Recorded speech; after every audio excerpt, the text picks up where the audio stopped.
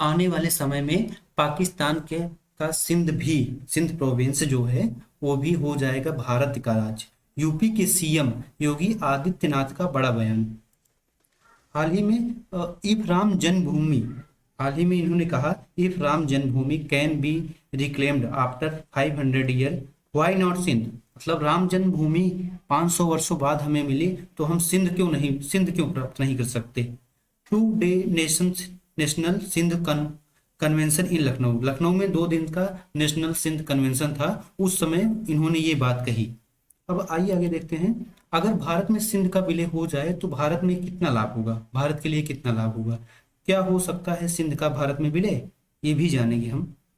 अब देखिए, जब इन्होंने कही तो ये राम जन्मभूमि के बारे में भी बता रहे थे कि राम जन्मभूमि अयोध्या, बनारस, काशी और विंध्याचल के बारे में, धार्मिक तीर्थ स्थलों के बारे में बता रहे थे कि आज के समय में गवर्नमेंट की अपनी उपलब्धियां भी बता रहे थे। तो उस समय इन्होंने कहा कि सिंध जो कि भारत का एक राज्य रहा है, आने वाले समय में पहले बीते समय में राज्य रहा है, तो वह फिर क्यों नहीं हो सकता। वैसे भी सिंध को फोर्सली मर्ज किया गया था डायरेक्टली, जैसे ये सिंध है, सिंध प्रांत है, इसे फोर्सली मर्ज किया गया था।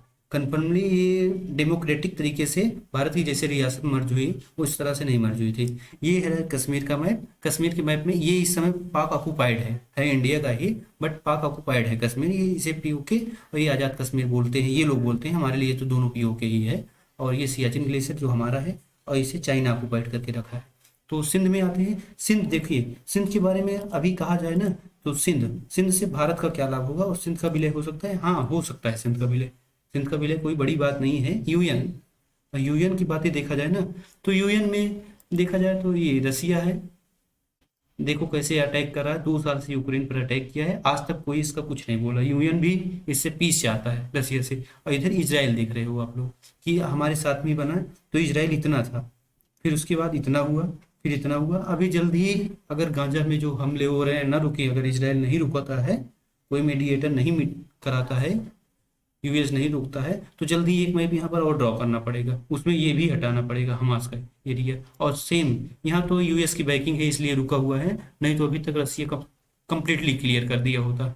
और आते हैं पाकिस्तान पर। तो पाकिस्तान का ये सिंध प्रोविंस है, यहाँ पर यूएस डायरेक्टली, अब वो समय नहीं रहा कि ये डायरेक्टली करेगा, क्योंकि चाइना का थ्रेट है, इसलिए इंडिया की जरूरत है। यूएस डायरेक्टली पाकिस्तान के सपोर्ट में नहीं आएगा। हाँ, अगर इनके रही बात न्यूक्लियर बम की, तो इनके न्यूक्लियर बम खुद नहीं संभाल पा रहे हैं। यूएस इसके लिए एड भी देता है। न्यूक्लियर बम जो ये बनाए हैं उसकी सुरक्षा की गारंटी यूएस लेकर बैठा है।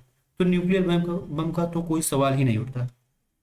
हाँ, भारतीय सेना 1947 में देश बना, ये वाला नहीं, भारत तो पहले से ही था। ये देश बना और 71 में एक भाग टूट गया। अब देखो इंदिरा के नेतृत्व में, अब ये देखो कब टूटता है। हाँ, ये टूटने के बाद, ये भाग टूटने के बाद अगर भारत में विलय हो जाता है तो बलूचिस्तान भी आज़ाद हो जाएगा, आज़ादी की डिमांड बढ़ जाएगी। और अगर बलूचिस्तान आज़ाद हो जाता है तो हमें जो तापी परियोजना जो यहाँ से ऐसे आ रही थी, जो गैस पाइपलाइन थे, वो हमें यहाँ से ऐसे मिलेगी, जिससे हमें तेल, ऑयल, नेचुरल गैसेस, सारी चीज़ें सस्ती मिलने लगेगी, ईजिली मिलने लगेगी। आज 90 रुपए का पेट्रोल मुश्किल से 60 रुपए, 50 रुपए में मिलने लगेगा, अगर ये पाइपलाइन योजना आ जाती है हमारे यहाँ तो। लेकिन इसके लिए सिंध को भारत में मिलाना जरूरी है।